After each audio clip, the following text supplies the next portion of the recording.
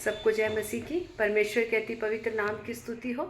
मैं खुदा का धन्यवाद करती हूँ। परमेश्वर ने अब तक लेकर चलाया, अपनी आंखों की पुतली के समान हमें सुरक्षा प्रदान की। हम खुदा का धन्यवाद करते हैं। बड़े सामर्थी हाथ से परमेश्वर ने हमें अब तक संभाला। मैं उस परमेश्वर का धन्यवाद करती हूँ और मैं आशा करती हूँ आप जितने लोग इन वचनों को सुन रहे हैं, ये वचन आप सबके जीवन में एक बहुतायत से आशीष का कारण हो रहे हैं। और जितने भी आप लोगों ने प्रार्थना विषय दिए हैं, मैं विश्वास करती हूँ हर एक प्रार्थना विषय का हाँ और आमीन में परमेश्वर ने उत्तर दिया। और आपने विश्वास करना है कि आपने जो भी प्रार्थना विषय दिए हैं वो परमेश्वर ने उसको पूरा कर दिया, और उसके पूरा करने से आपने परमेश्वर का प्रतिदिन उन विषयों को पूरा करने के लिए खुदा का धन्यवाद करना है।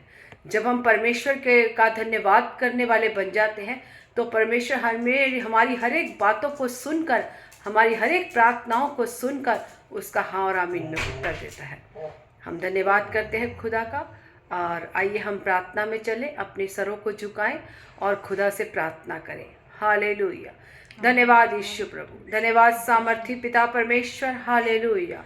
राजाओं के राजा, प्रभुओं के प्रभु यीशु नासरी, हम आपका धन्यवाद करते हैं। सेनाओं के महान यहोवा परमेश्वर, हम आपका धन्यवाद करते हैं। धन्यवाद करते हैं परमेश्वर, तेरे किए गए एक एक भलाई उपकारों के लिए हम आपका धन्यवाद करते हैं। आपने हमें अब तक लेकर चलाया खुदा, अपनी आंखों की पुतली के समान आपने हमें सुरक्षा दी। हर एक निराशा में आपने हमें आशा दी खुदा, हम आपका धन्यवाद करते हैं।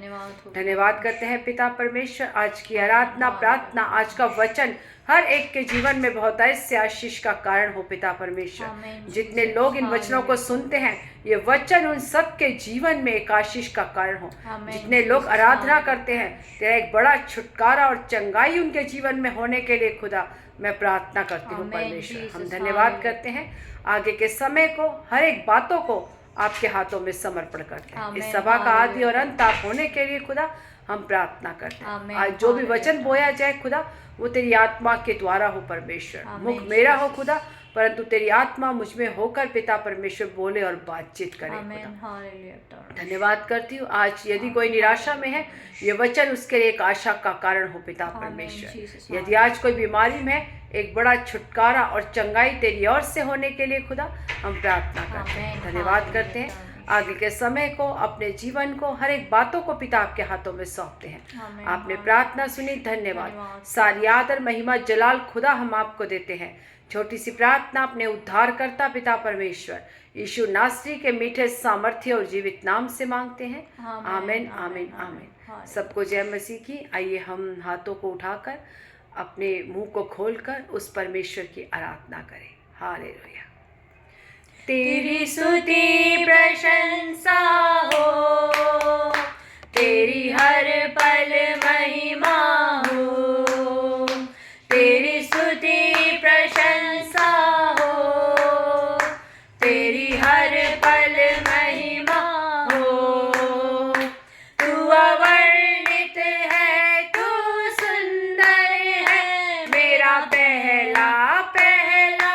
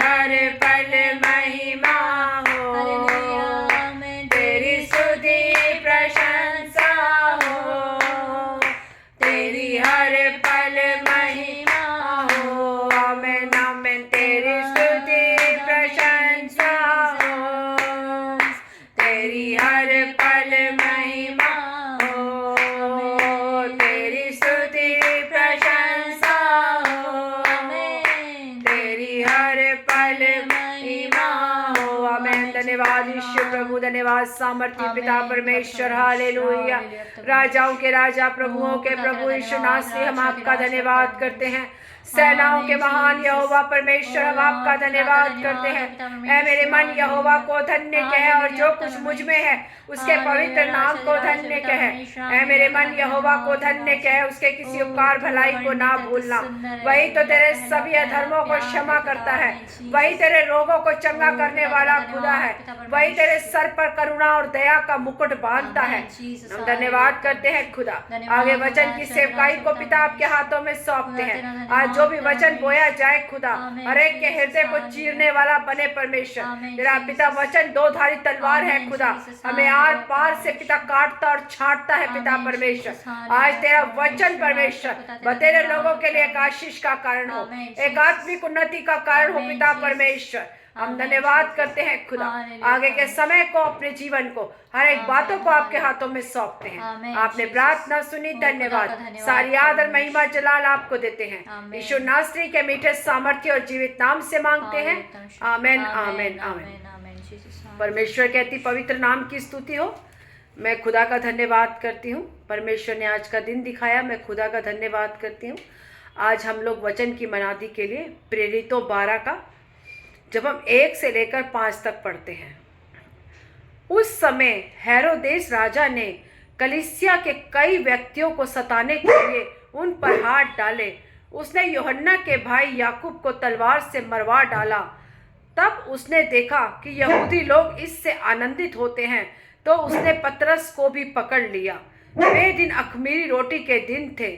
उसने उसे पकड़ के बंदी गृह में डाला और 4-4 सिपाहियों के 4 पहरों में रखा, इस विचार से कि फसह के बाद उसे लोगों के सामने लाए। बंदी गृह में पतरस बंद था, परंतु कलीसिया उसके लिए लौ लगाकर परमेश्वर से प्रार्थना कर रही थी। हम खुदा का धन्यवाद करते हैं, पिता परमेश्वर का हम धन्यवाद करते हैं। खुदा, इस सुंदर वचन के लिए हम परमेश्वर का धन्यवाद करते हैं। वो कहता है कि जब हेरोदेस ने कई कलीसिया के व्यक्ति को सताने के लिए उन पर हाथ डाले। हम देखते हैं हेरोदेस राजा कलीसिया के विरुद्ध में बहुत सारे काम करता था। वो लोगों को मरवाता था, कलीसिया में परमेश्वर के लोगों को मरवाता था। उसने देखा कि जब परमेश्वर के लोगों को वो मरवाता था तो उससे अन्य लोग आनंदित होते थे।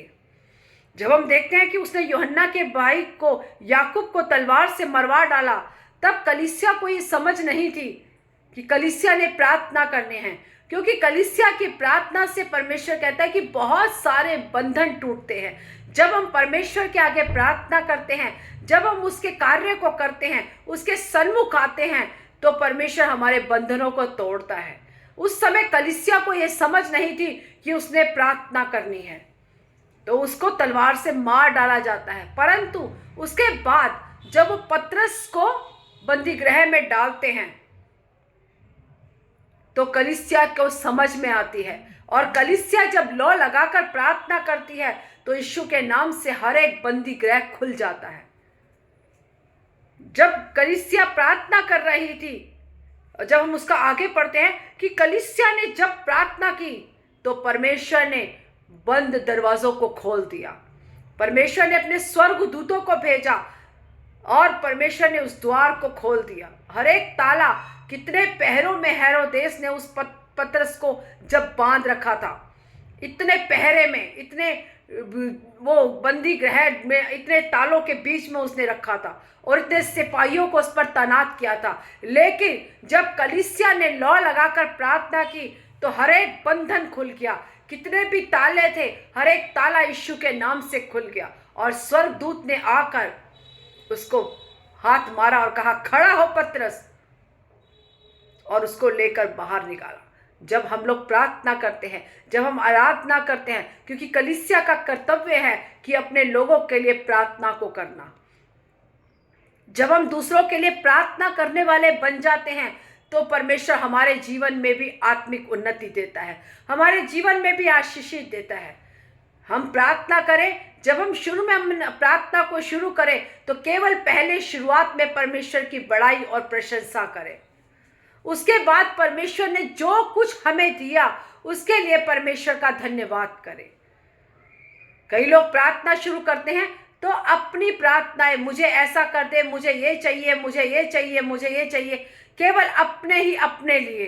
लेकिन कलीसिया को जब ये समझ आई, जब आपको और मुझे ये समझ आती है कि हमें प्रार्थना अपने लोगों के लिए करनी है, जिन लोगों के ऊपर सताव हो रहा है, जितने लोग वचन को बांटने के वजह से जितने लोग जेल खाने में हैं, इस भारत देश के लिए हमें प्रार्थना करनी है।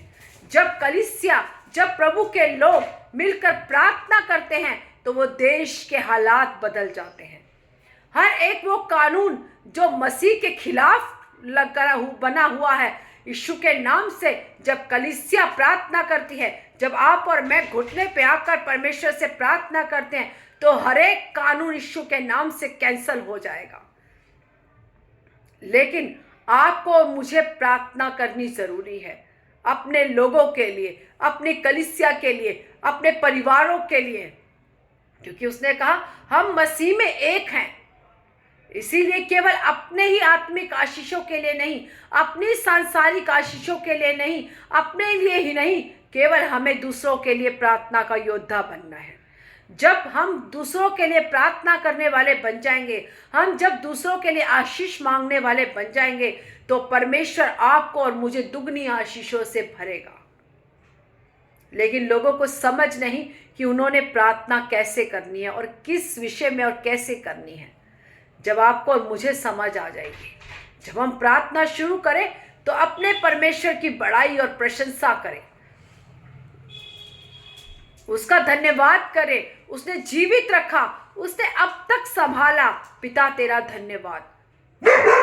तूने हमें एक अच्छा जीवन दिया, एक शांति का जीवन दिया, एक आनंद का जीवन दिया, पिता तेरा धन्यवाद। जब हम उसके धन्यवाद करने वाले बन जाते हैं, उसके कामों में खड़े होने वाले बन जाते हैं, उसके हर एक बातों में हम उसको ऊंचा करने वाले बन जाते हैं, तो परमेश्वर का अद्भुत काम आपके और मेरे जीवन में प्रकट होता है। लेकिन सबसे पहले हमें दूसरों के लिए प्रार्थना करने वाला बनना है, ना कि दूसरों की चुगली और उसे गिराने वाला कि वो ऐसा है, वो ऐसा है। हम किसी पे दोष लगाने वाले ना बने। उसने कहा यदि तू किसी पे दोष लगाएगा तो तुझ पर भी दोष लगाया जाएगा। वरन हम दूसरों को आशीष देने वाले बनाएं, जिसके लिए परमेश्वर ने आपको और मुझे बुलाया है। उसने हमें आशीषों का अधिकारी बनाया। उसने हमें ये अधिकार दिया है कि हम दूसरों को आशीष दें। हम अपने सताने वालों के लिए प्रार्थना करें।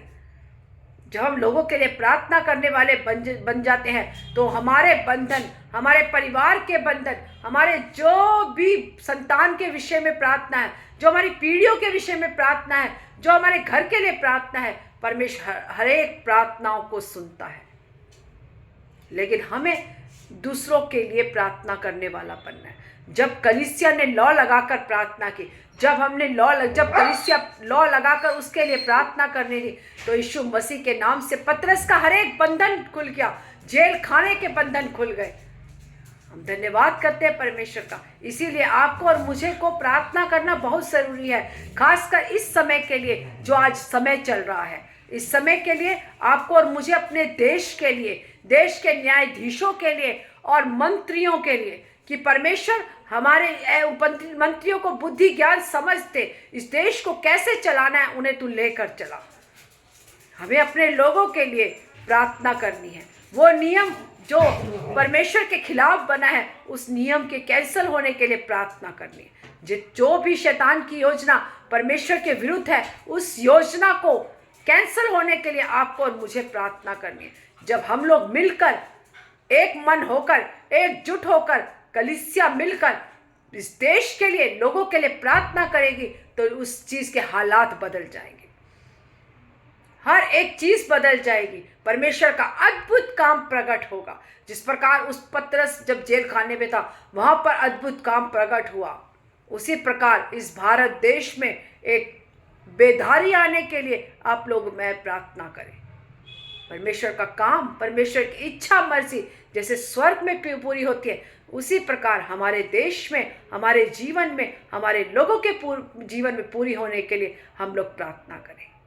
हम लोग एक प्रार्थना योद्धा बन जाए, किसी पर उंगली उठाने वाले नहीं, परंतु प्रार्थना करने वाले बन जाए। हम अपने कसूरवारों को क्षमा करने वाले बन जाए। जिस प्रकार खुदा ने आपको और मुझे क्षमा किया, उसी प्रकार हम भी क्षमा करने वाले बन जाए। ये वचन आप सबके जीवन में बहुत ऐसे आशीष का कारण हो, उन्नति का कारण हो, एकात्मिक बढ़ोतरी का कारण हो। आइए हम सरों को झुकाएं और प्रार्थना करें। हालेलुया, धन्यवाद यीशु, धन्यवाद सामर्थी पिता परमेश्वर। हालेलुया, राजाओं के राजा, प्रभुओं के प्रभु यीशु नासरी, हम आपका धन्यवाद करते हैं। सेनाओं के महान यहोवा परमेश्वर, हम आपका धन्यवाद करते हैं। धन्यवाद करते हैं खुदा, तेरे किए गए भलाइयों के लिए, उपकारों के लिए हम आपका धन्यवाद करते हैं। सचमुच पिता परमेश्वर, जब पतरस बंदी गृह में था, जब कलीसिया ने लौ लगा के प्रार्थना की, हर एक बंधन टूट गए। यस पिता परमेश्वर, जब तेरे लोग, तेरा वचन कहता है, जब मेरे लोग घुटनों पे आकर मुझसे प्रार्थना करेंगे तो मैं उस देश को ज्यों का त्यों कर दूंगा। इसीलिए हर एक व्यक्ति खुदा इस भारत देश के लिए प्रार्थना करने वाला बन जाए, अपने लोगों के लिए प्रार्थना करने वाला बन जाए, ताकि पिता परमेश्वर उस बंदी गृह से, जो इस देश के लोग बंदी गृह में, उस बंदी गृह से आप इस सबको एक एक को छुड़ाने के लिए हम लोग प्रार्थना करने वाले बन जाए। खुदा धन्यवाद करते हैं, एक एक जने पर तेरी आशीष होने के लिए हम प्रार्थना करते हैं।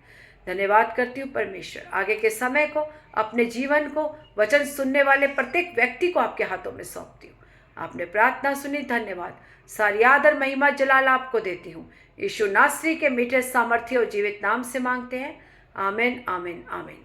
सबको जय मसीह की। God bless you all. प्रभु आप सबको आशीष दे।